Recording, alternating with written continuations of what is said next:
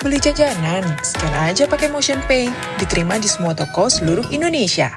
Waktu itu monetnya dimatiin ketika kami mengejar apanya secara auto gitu, klaimnya secara auto. Itu monetnya dimatiin atau entah memang mati sendiri, kami nggak tahu. Pasti dimatiin, tapi sekarang pikirin nggak lagi ya. Ya, udah diaktifin lagi. Kan rugi dia sendiri kalau dimatiin. Kan?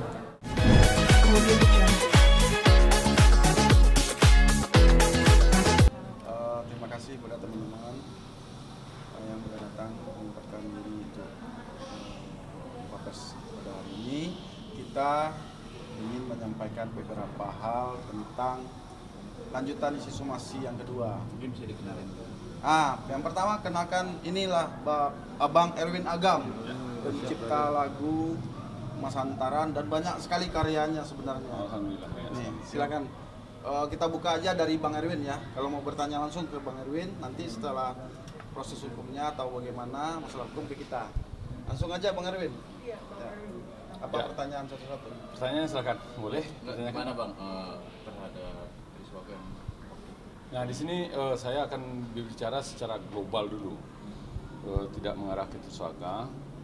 Kenapa saya membantah ada statement yang mengatakan ngover lagu bebas-bebas aja kok, nggak perlu izin, kan sudah ada royaltinya dari publishing gitu kan, kebanyakan statement begitu.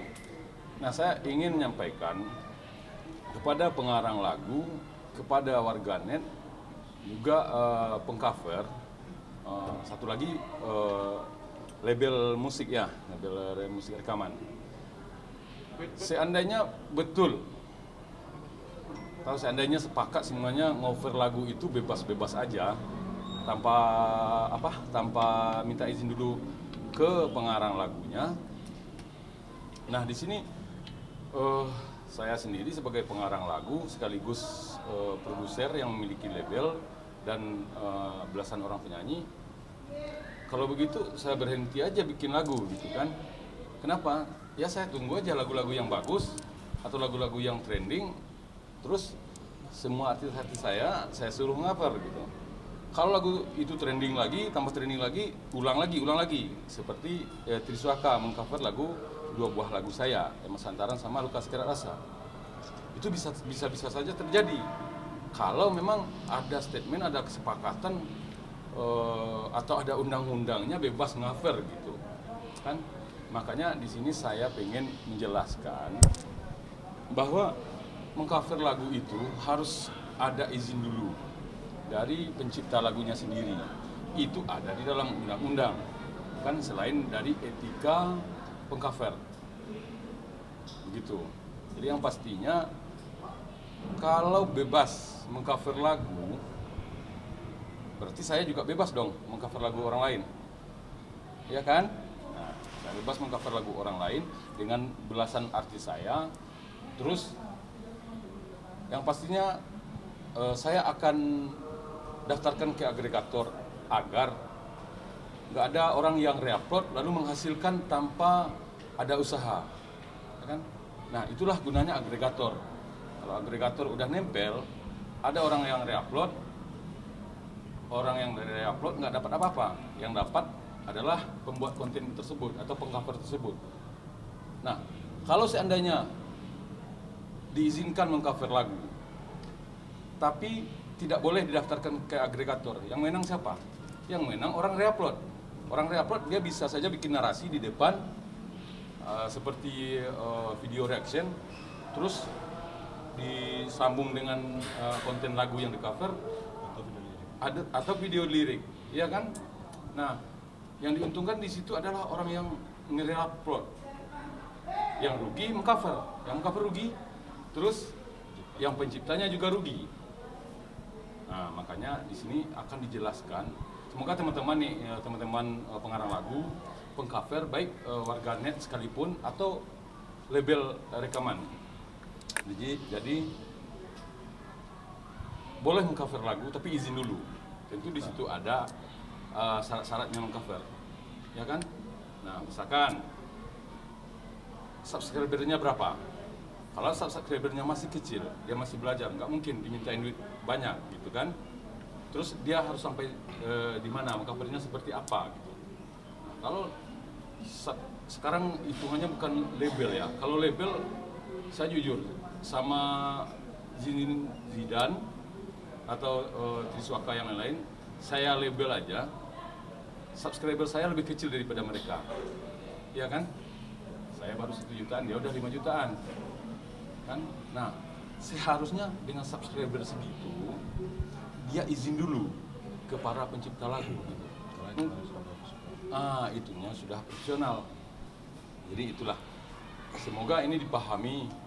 Jadi jangan sampai ada pengarang lagu juga mengatakan bebas-bebas aja ngover lagu saya, ya kan?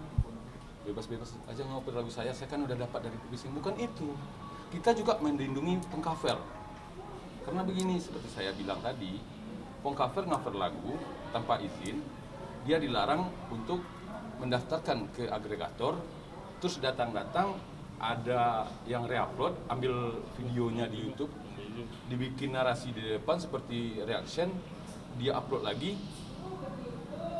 Nah, yang tukang reupload dapat cuannya tanpa ada usaha gitu, ya rugilah, kita semua jadi rugi gitu. Label pun akan ikut rugi. Label yang pernah membeli seperti lagu saya, membayar izin yang jutaan rupiah 1 kali izin pakai, ya kan, dikalahkan oleh orang yang over, terus orang yang reupload. Viewernya lebih kalah ya, lebih rendah ya dari orang over dan reupload. Kan nggak enak, orang udah bayar izin gitu. Nah, itulah buat teman-teman semua, semoga bisa dipahami. Warganet juga harus paham ini. Akhiri itu hujat-menghujat, perselisihan di media sosial.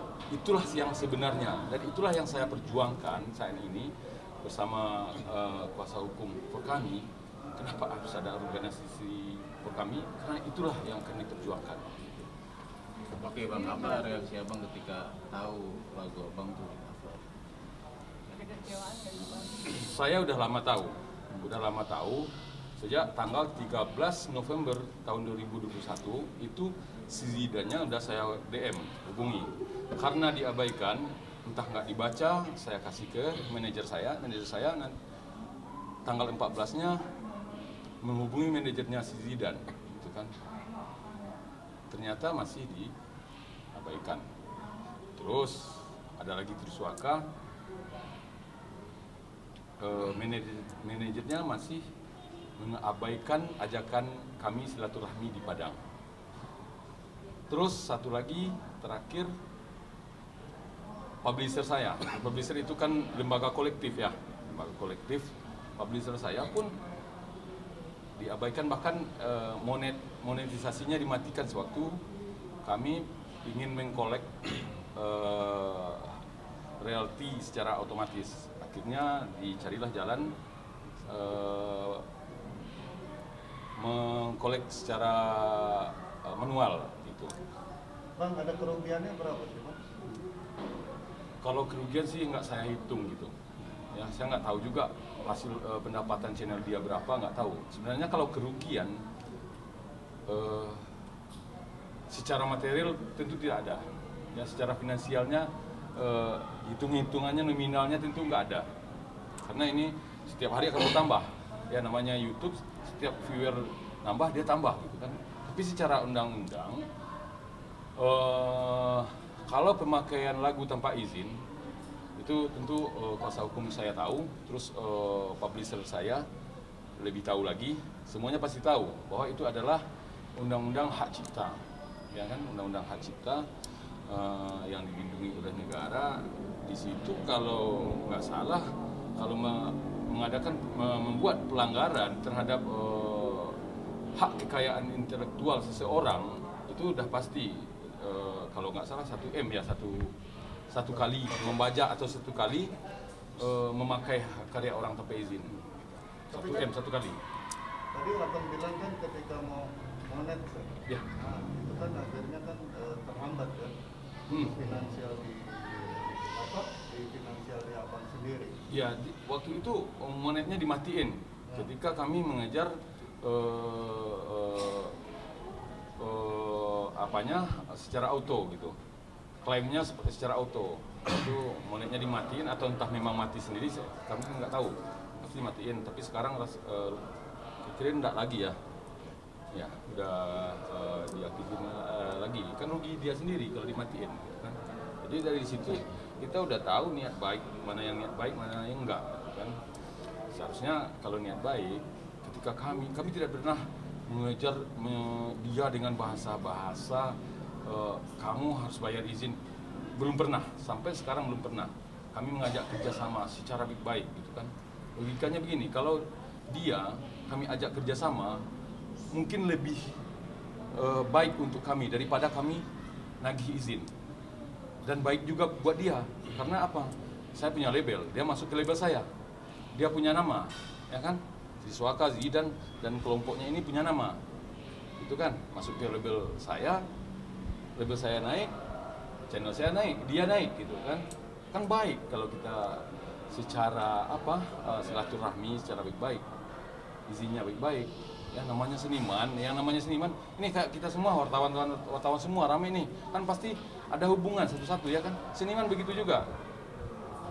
Silaturahmi juga seharusnya memang begitulah seniman, tapi mungkin karena dia masih kecil, masih umurnya masih baru, dia masih junior kan. Nah, inilah yang nanti akan dia harus pelajari bagaimana bergaul dengan senior-seniornya gitu. Ada berapa lagu bang yang di cover? Ya. Lagu kalau yang di cover 2 lagu. Baru 2 lagu. Tapi berulang-ulang. Judul lagunya apa aja, Bang? Emas Hantaran sama Luka Sekarat Rasa. Tapi berulang-ulang sampai 30 kali lebih di kelompok mereka begitu kan. Kalau saya rasa mungkin teman-teman semua merasa kalau ngaper itu 30 kali atau berapa sih? Kira-kira. Berulang. Iya kan, berulang dengan lagu yang sama. Oke bang, apa mengcover ini masuk ke dalam ranah pembajakan bang, di dalam dasar undang-undangnya bang? Sebenarnya iya, mengcover itu sebenarnya masuk ke ranah pembajakan. Itu pengambilan hak kekayaan intelektual orang lain kalau tanpa izin. Kalau ada izinnya tentu tidak. Ya kan di situ akan ada perjanjian dan kontrak-kontrak kita. Sebenarnya sih kontrak saya banyak tadinya, tapi lupa ya bawa ke sini. Itu dengan label lain ya, banyak. Sebenarnya ada inisiatif nggak sih dari Triswaka atau Zidan gitu untuk bertemu dengan abang? Atau mungkin ada WhatsApp pribadi ke abang? Nah, untuk inisiatif dia sampai sekarang belum ada. Kalau dia, tapi akhirnya dia menunjuk kuasa hukum. Jadi nanti kuasa hukum dia menunjuk kuasa hukum, sementara saya juga ada kuasa hukum. Tentu nanti mereka berdua lah yang akan menyelesaikan secara hukum. Nanti somasi udah berapa kali bang? 1 atau 2 kali? Somasi udah 2 kali. Mengenai dengan penunjukan kuasa hukum dari Triswaka, apakah ada komunikasi dengan abang sendiri? Saya mau jelaskan dulu, terutama adalah bahwa untuk cover lagu yang melebihi dari 1 kali, apalagi itu ada nilai ekonomisnya, itu masuk ke ranah pembajakan. Ya, undang-undang hak cipta itu diatur, dan itu kalau untuk pembajakan itu tuntutan pidananya 10 tahun. Dan dendanya itu ada bervariasi, ada yang 1 miliar tergantung kategori-kategorinya pembajakan. Tetapi memang kita dalam hal ini tidak langsung ranah ke pidana. Dari awal kan kita bilang bahwa kita sesama seniman dan sesama lagu genre Melayu berusaha untuk sebaik mungkin untuk membicarakan hal ini. Kebetulan setelah somasi pertama yang tidak ditanggapi dan tidak pun minta maaf secara langsung, baru masuk ke somasi kedua. Somasi kedua udah beberapa hari baru ada penunjukan dari pihak beliau yang menyatakan ada kuasa hukumnya Pak, yang kebetulan kuasa hukumnya langsung WA ke kita, komunikasi ke kita. Beliau sampaikan Bang, ini akan bisa kalau ada masalah lagu yang keberatan, karena gini, ini adalah delik aduan juga, delik aduan, dan makanya bisa diproses. Kalau tidak ada delik aduan, tidak ada yang mengadu, nggak bakalan bisa diproses untuk pidananya. Kalau ada yang keberatan, itu pasti akan bisa diproses. Namun yang terpenting adalah ada dulu komunikasi antara kita dengan pihak Tiswaka. Kebetulan beliau mengangkat kuasa hukumnya Pak Mario sebagai kuasa hukum. Kebetulan kita berharapnya beliau datang silaturahmi ke kita, karena kita yang dirugikan. Dia datang, Tiswakanya datang, dan Zidannya datang. Kebetulan ada di situ covernya Nabila juga. Nabila harus datang, termasuk manajemennya Jogja Project harus datang, karena kita lihat di situ ada rame 6 orang di sini, 6 ini 6 channel yang kita permasalahkan. Kita berharap mereka datang minta maaf secara live terhadap apa yang telah mereka lakukan. Namun mereka memutus hanya kuasa hukum. Jadi sehingga komunikasi ini murni antara kuasa hukum dengan kuasa hukum.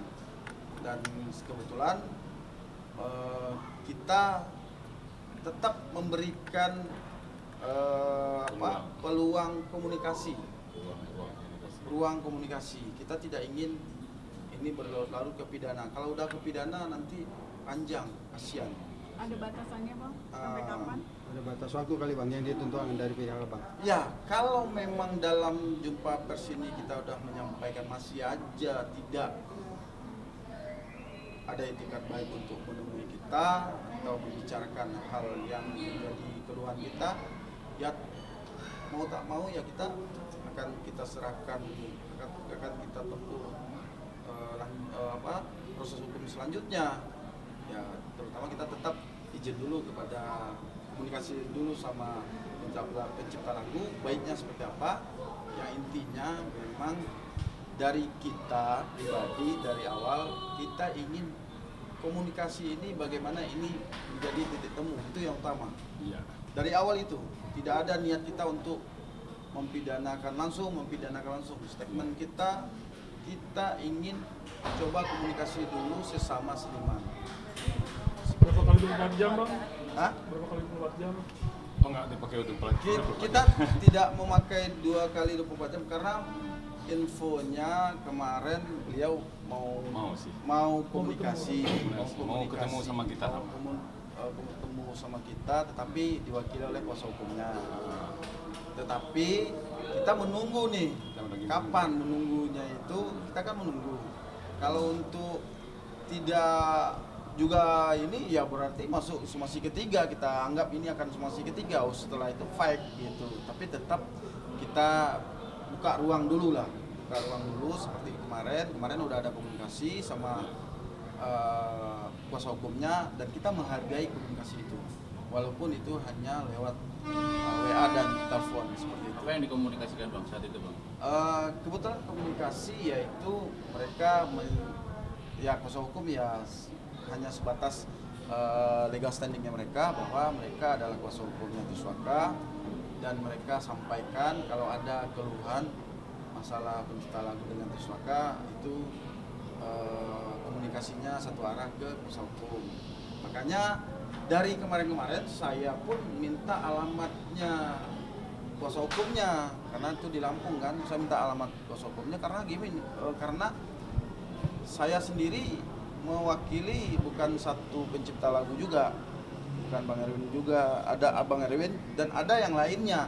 Kebetulan yang lainnya itu kalau memang nggak ada komunikasi atau titik terang, kita fight ke pidana. Makanya saya bilang udah komunikasi dulu aja, kita komunikasi keluhan kita seperti maksudnya setiap orang yang mengcover di sana ada kesepakatan perdata antara si pengcover dengan si pencipta atau si publishing. Jadi mereka itu mendapatkan nilai ekonomis ketiga-tiganya, tapi diatur secara terpisah dengan kontrak perdata antara mereka kayak gitu. Itu yang menjadi poin kita ada di situ, karena itu udah kita lakukan selama ini ya Bang ya. Perjanjian kontrak itu siapapun itu, mereka minta mau cover lagu kita, ya udah kita kontrak perdata. Misalnya kalau kita nanti ini meledak sama kamu, walaupun tuh lagu kita udah meledak, tetap ada hak kita publish atau kamunya gitu, seperti itu. Siapa yang covernya seperti itu. Bang, ada berapa poin yang disampaikan melalui somasi kedua ini? Poinnya adalah pertama hanya permintaan maaf secara langsung, kedua bertemu, kita mintanya bertemu, kita minta bertemu, ayo. Dengan 6 orang itu. Nah, bertemu sama dengan anak-anak orang yang ngoper semua, ini, gitu. termasuk tim projectnya itu, project Jogja project itu harus ketemu. Nah, harus ketemu. Kalau tidak, ya itu kan tempat keramaian yang dijadikan untuk membiarkan adanya tindakan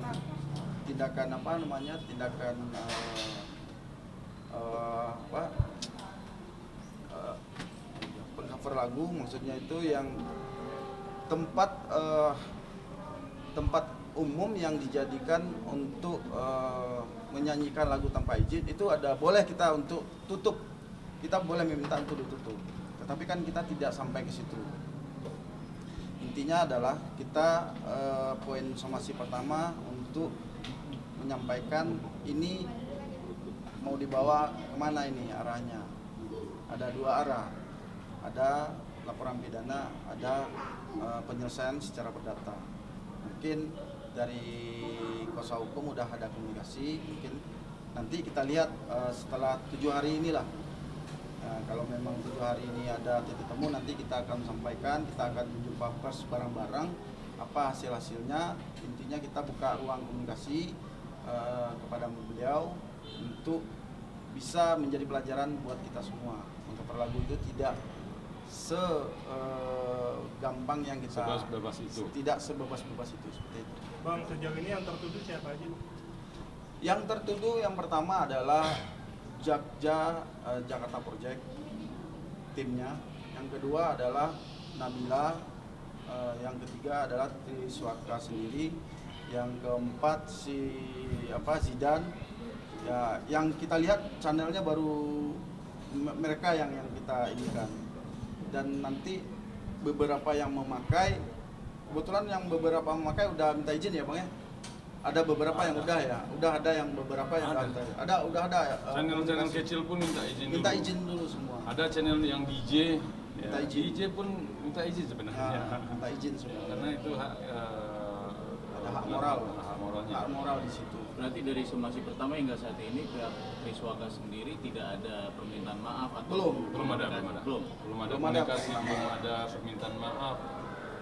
Nah, tapi kami itu seperti yang saya bilang tadi, kami masih berharap jangan sampai permasalahan ini berlarut. Nah, kami masih berharap itu diselesaikan secara kekeluargaan, karena namanya seniman itu memang prinsipnya kekeluargaan.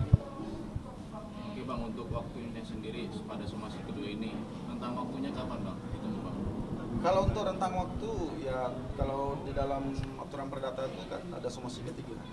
Nanti somasi ketiga 7 hari kerja, ya kita lihat sampai 7 hari kerja ini. Benar nggak? Ya mereka langsung melakukan minta maaf atau datang di sini. Kita berharapnya karena mereka berkomunikasi seperti itu, ya kita tunggu. Kita tunggu karena kita baik banget. Maksudnya istilahnya ya udah kita bukalah komunikasi. Mereka mau datang, ya udah kita buka komunikasi buat datang.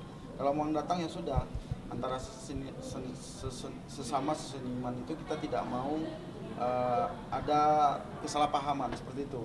Oke, berarti ketika ini tidak digubris lagi akan lanjut itu baru kalau ini nggak digubris lagi, ini somasi ketiga itu kan berarti somasi terakhir itu sebenarnya kan, baru kita terus lanjutkan. Bang, terlepas dari peraturan lagu segala macam cover itu, tapi kan lagu ini jadi terkenal gitu. Apakah ada positifnya bang? Abang lihat dari positifnya dari sisi itu? Jadi gini bang, lagu kita itu sebenarnya udah terkenal bang. Lagu yang di cover itu rata-rata siapapun pengcover lagu itu pasti yang Dia pasti diambil milih lagu. Milih lagu dia, lagu yang bagus-bagus. Ya, Mungkin- logikanya begini. Misalnya kita ini semua nih pengcover lagu, pasti milih lagu. Lagu apa ya yang akan di cover sekarang ya? Besok ya? Pasti milih kan? Oh, ini jangan, ini nggak bagus nih, keywordnya nggak bagus, tayangannya juga nggak bagus, dia nggak viral gitu kan? Nah di situ logikanya. Jadi seandainya kita cover lagu, pasti kita milih lagu. Kalau misalkan netizen beranggapan bahwa sebuah lagu itu diviralkan oleh pengcover, ada juga sih, ada juga. Tapi realitanya di kita bukan, udah lebih duluan viralnya baru semua cover. Dan sebelum di cover oleh Triswaka, Zidan dan grup mereka, itu label yang membeli udah puluhan, yang membayar izin udah puluhan sebenarnya. Oke. Bang, terakhir lagunya bisa dinyanyiin bang biar masyarakat tahu. Oh, gitu? kalau lagu yang Ya contoh lagunya apa aja bang? Itu viral juga dong lagunya jadinya. Tapi udah pasti tahu. Tapi dari suara abang ya, lagunya udah kenal semua pasti. Tapi ini dari suara abang sendiri karena abang memang penciptanya, bukan penyanyinya, agak jelek sedikit apa-apa lah. Berakhir sudah impian cinta, tinggallah puing-puingnya.